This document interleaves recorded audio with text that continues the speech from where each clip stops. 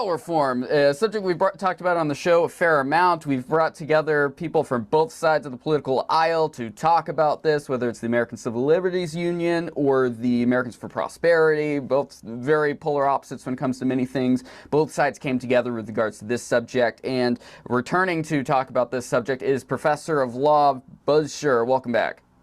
Great to be back. He's a professor at UNH Franklin Pierce School of Law here in Concord, New Hampshire. So we previously talked about the laws and trying to maintain the bail reforms that were put into place a few years back, but I'm going to link in the episode description article from nhjournal.com. Frustrated by repeat offenders, Manchester's Ruais pushes bail reform, and he ain't happy, and I honestly, my knee-jerk reaction was like, oh, I got the feeling that, hey, maybe I was wrong with regards to some of it, but the more I'm reading into it, it seems like there's much more systemic issues at hand than necessarily bail reform. Is that Yeah, well, Mayor Ruais doesn't know what he's talking about. He's a cowboy who hasn't been paying attention to what's going on in the legislature. For 3 months, last fall, September, October, November, the House Criminal Justice Public Safety Committee had lengthy hearings talking to all the stakeholders that have an interest in bail reform, including the Manchester Police Chief, Chief Haldenberg, not including then candidate Ruais or then elected Mayor Ruais, who didn't see fit to come to Concord and vote when everybody knew that the legislature was working hard on this. And what happened was, surprisingly, after like 6 years of everybody fighting about the original Bail Reform Act that I wrote for Senator Dan Feltus and got passed with substantial majorities in the House and the Senate, we arrived at a grand bargain. That paid attention to, is supported by the Coalition Against Domestic and Sexual Violence, is supported by the Police Chiefs Association, is supported by the ACLU, is supported by, it passed the House Criminal Justice in a unanimous vote. It passed in consent in the House. Two parts of it, it's 4 separate bills. 2 parts of it are up at House Finance. The hope is that those will pass next week, and then it'll go to the Senate. But, a grand bargain was negotiated, and everybody is on board. Mayor Ruais is late to the game, a day late and a dollar short on this. We dealt with, the grand bargain deals with the issue he talks about. He may not like it, but, nice to talk in the press, better to talk to the legislature who's trying to sort it out. He got data from the Manchester Police Department that said, thousands of people were arrested while they're out on bail. Well, I looked at an earlier version of that data, looking at 700 people that we got from a right to know request from the Manchester Police Department. Huge majority of, well, it breaks down this way. Of those people, 27 of them committed felonies while out on bail. I looked at about somewhere around 75 people. I couldn't go through all the data yet. Of the 75 people that I looked at, 27 had committed felonies. Of those felonies, 22 of the felonies were drug offenses, which was not a harm to the general public. It's a harm to the individual who's the offender. But, that's different than first-degree assault or, second-degree assault or sexual assault. 18 of those people were only charged with misdemeanors. They were out on bail, and they committed another misdemeanor. I don't think the general public, certainly the legislature, as the House Criminal Justice talked about it, they don't want people who are out on bail and a PR bail and a disorderly conduct to go to jail before trial if they're picked up on another disorderly conduct, So if you disaggregate the data and look at it, there's just not that many people who are out on bail, be it on a misdemeanor and felony, and are arrested for another felony. There's just not that many. Yeah, it seems like The grand bargain that was negotiated deals with that problem. What's your opinion when it comes to, it seems to me, I know the answer already, but I'll throw it out there. What we're seeing at the national level, there are many situations, especially in California, where there's very lenient judges, it appears, at least anecdotally, that are letting people out that really should not be. At least it's the way it's coming across. It's not happening in New Hampshire. But it doesn't, yeah, that's what I'm saying, getting to, is like, it does not seem like that's necessarily happening. There's always going to be rare occurrences, like in this article, it's the Raymond Moore situation. There's always going to be random occurrences like that. Oh, let's talk about the Raymond Moore situation. Have at it, yeah. Raymond Moore situation. An individual is arrested and charged with attempted first-degree assault. He goes in front of a judge to determine. The prosecution says, we want to preventively detain him, which the statute allows as it currently exists. This all happened last year. As it currently exists, it allowed that. The judge held a hearing. Prosecutor argued for preventive detention, but if the judge decided not to detain the person, asked for conditions on PR bail, the prosecution knew that it wasn't a great case.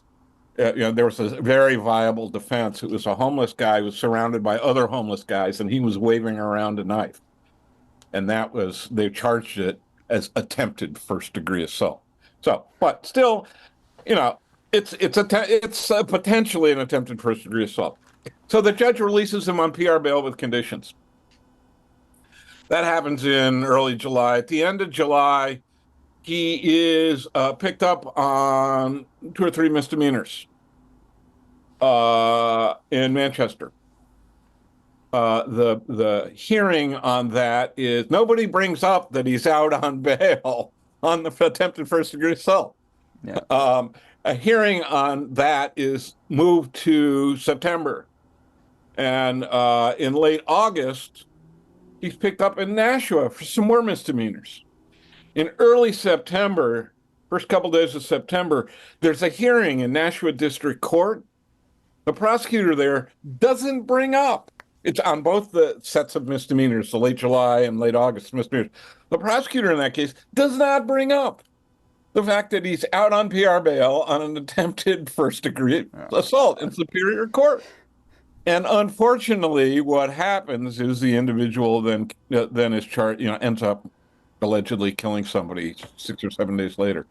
So if the fact that he was out on attempted first-degree assault had been brought up when he committed those late July misdemeanors, or had been brought up when he committed the late August misdemeanors, or by the district court prosecutors in those cases, or the prosecutor on the attempted first-degree assault had been paying attention to the case and noticed that this guy had been arrested on 2 sets of misdemeanors, the statute would, the judge would have held him.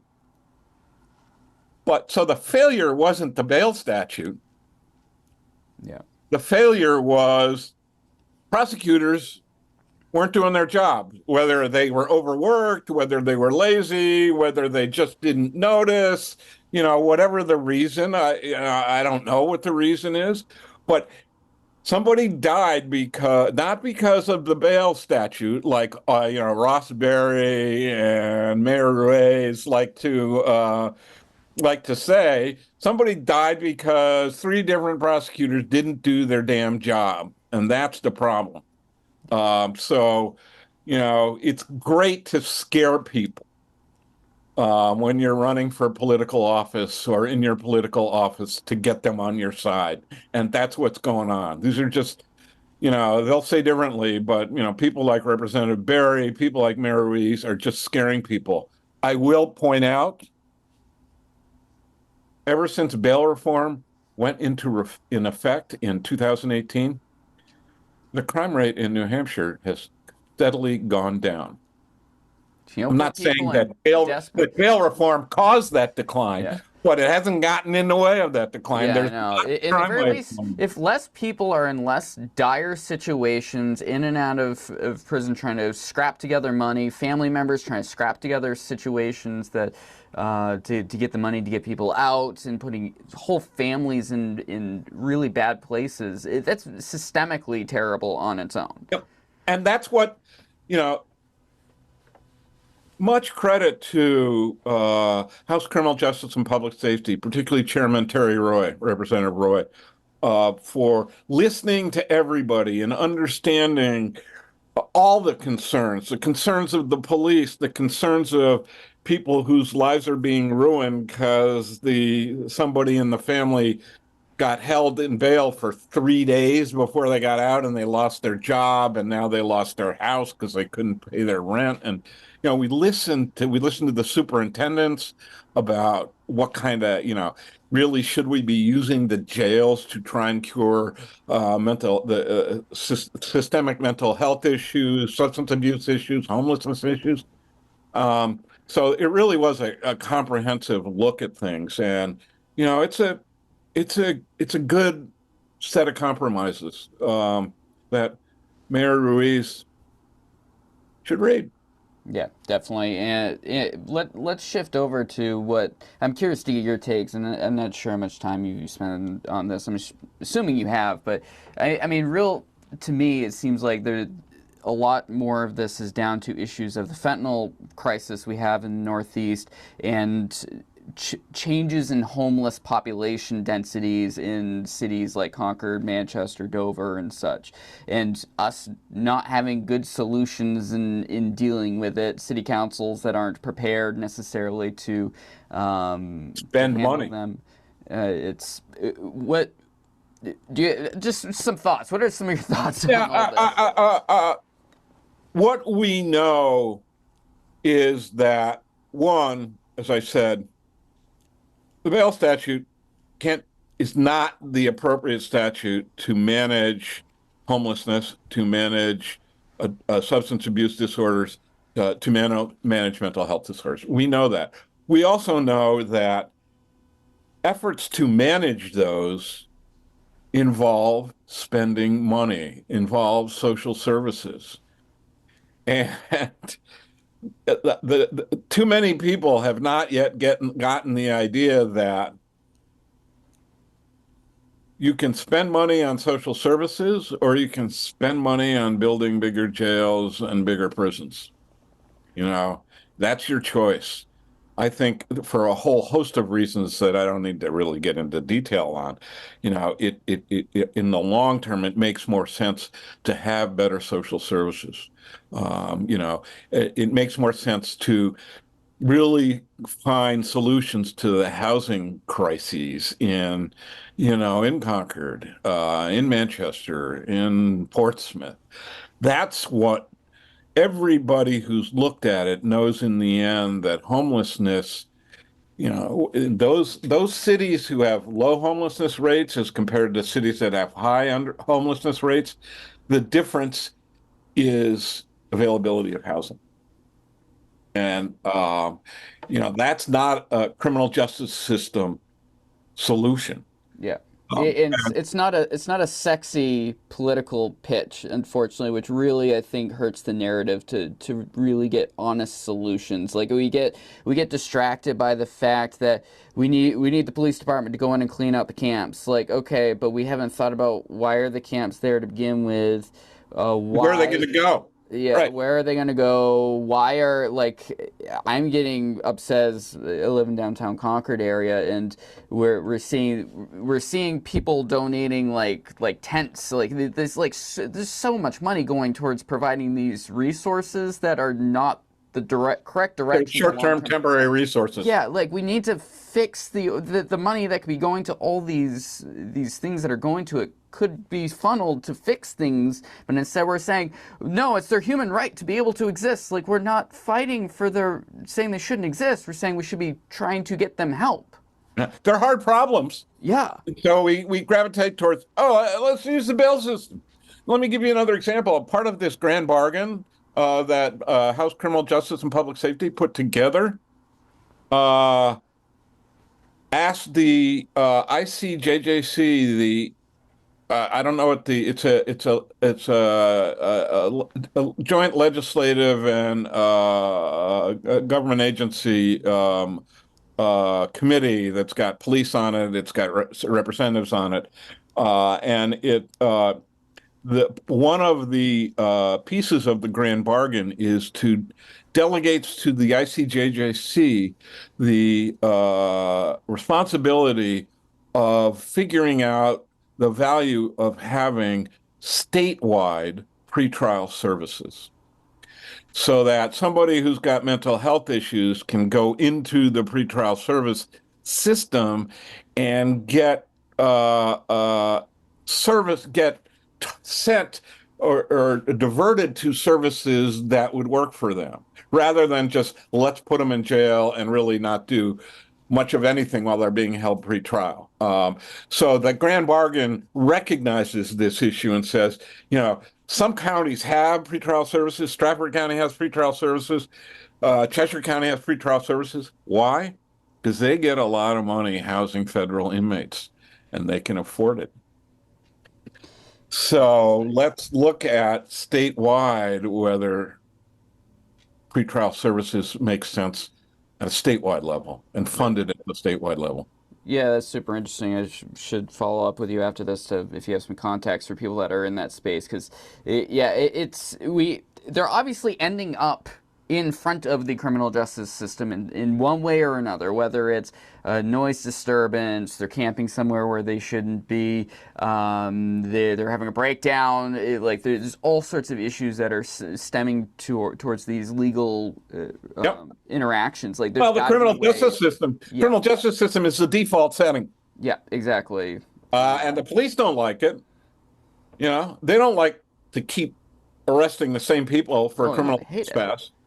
They don't like Like anecdotally, there's been so many stories I've heard through the grapevine here in Concord of the PD is sick of it. They don't want to deal with it. They can't find new cops to hire because the issue is just so abundant, and so they just let it go because it's a risk. I mean, it's dangerous to be approaching some of these individuals cold out of nowhere if they're not already in a situation where they've been called to deal with them. Yeah, yeah. It's a complicated problem, and we got to stop using the criminal justice system as the default setting to deal with all these problems. It's not working. We don't want to spend all the money. Some police departments like Portsmouth, which I'm familiar with because I'm a police commissioner there, but we spend money on getting our police officers trained to de-escalate situations with people who are having a mental health crisis. But one of the big improvements that's happened over the last 2 years is the statewide mobile crisis units, which if somebody's having a mental health crisis or somebody in the household having a mental health crisis, the person can call the mobile crisis unit number, and two mental health professionals will come to the scene rather than two armed uniformed police officers. Now, if the mobile crisis unit sees that there may be some violence and there's weapons involved, the police will get involved, obviously. And sometimes when the police department gets a mental health crisis call, if they perceive that it's not a violence issue, they'll get the mobile crisis unit involved. And that's statewide now. We need to have more money devoted, to building out the mobile crisis unit to have more resources. But that's the kind of thing that we need, so that we're not just having police show up,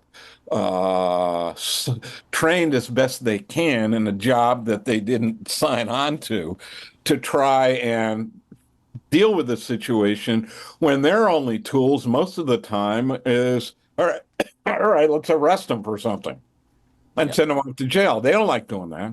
Dover Police Department, interestingly, now has 4 social workers. Portsmouth has 1. Hopefully, you're going to have 2 next year.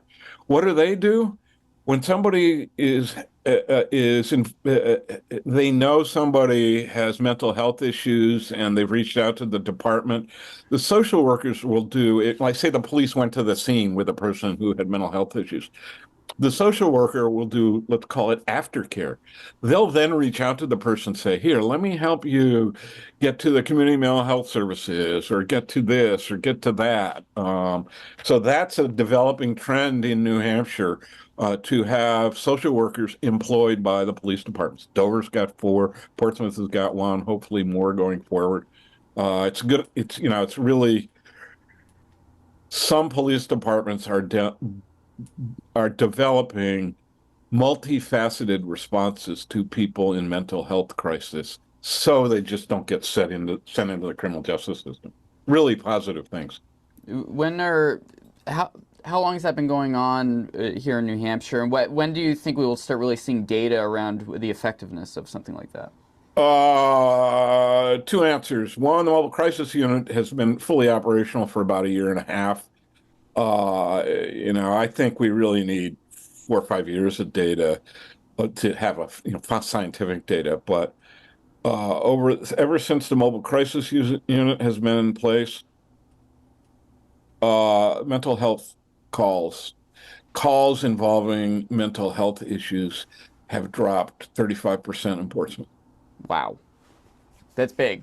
That's big. And that's got to be. And we want to make sure our police officers in these towns are feeling support. I mean, that's got to greatly reduce the stress for especially certain beats.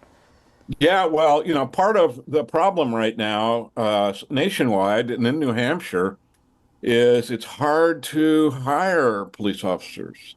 The Portsmouth Police Department is funded for 70 officers. It's got 62 right now because we're having a hard time hiring people. Then that's a national problem. It's not a Portsmouth problem. It's not a New Hampshire problem. And so what, we in Portsmouth, the police department, the police commission, and other departments are focusing more and more attention on is the wellness of police officers, paying attention to their psychological and emotional wellness and physical wellness for that matter, because it's a tough job to do. And they need the solution to the problems that the public perceives in terms of crime rates, putting aside what I said about the crime rates declining. But the solution to crime rate issues is not hiring more police officers. It's not. It doesn't work. It's figuring out what the source of the crime rate is. What's the best example? It's the war on drugs. It's been going on for over 50 years now. How many billions and billions of dollars has the United States at the federal and state level invested in the war on drugs? And how's that going? Not going well. Not good. Not good at all. Yeah. And yeah. Complicated problems, but let's not just use the criminal justice system as a default. It doesn't work. All right. Professor Buzz Scherr, thanks so much for joining me. My pleasure. He's a professor over at UNH Franklin Pierce School of Law, law.unh.edu, to learn more about what they're doing over there. This is the New England Take, newenglandtake.com. Like and subscribe. Please be sure to check out all the videos on the YouTube channel. I was just recently on Ken Cale's show, quizzing him on his views on filling out a survey that I have on values in the media that I'm going to be circulating more. I'll put that in the episode description too. Please be sure to fill that out. I'm trying to find ways to figure out ways to critique the media on the way they're influencing people, because if more people are aware and literate with what they're taking in for information, it's better for everybody, and we find outlets that we can respect more. And I know I found mine. I'll fill out the survey on the show too and talk about the outlets I follow. There'll be a future video, so please be sure to check that out. All right, talk to you soon.